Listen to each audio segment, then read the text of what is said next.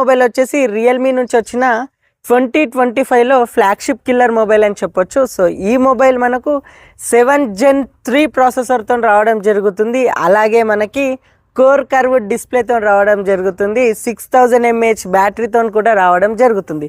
So ఇందులో ఒక cool feature అనేది ఉంది.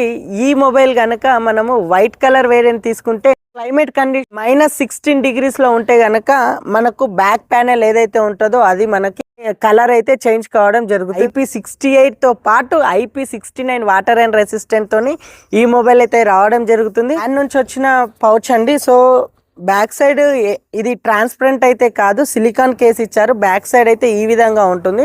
సో ఫ్రంట్ అయితే మనకు డిస్ప్లే. ఈ పౌచ్ వల్ల యూజ్ ఏంటిదంటే హింజ్ అయితే పైకి వచ్చాయి. ఒకవేళ మనం ఈ విధంగా ప్లేస్ చేస్తే డిస్ప్లేకి ఎలాంటి డ్యామేజ్ కాకుండా ఉంటుంది.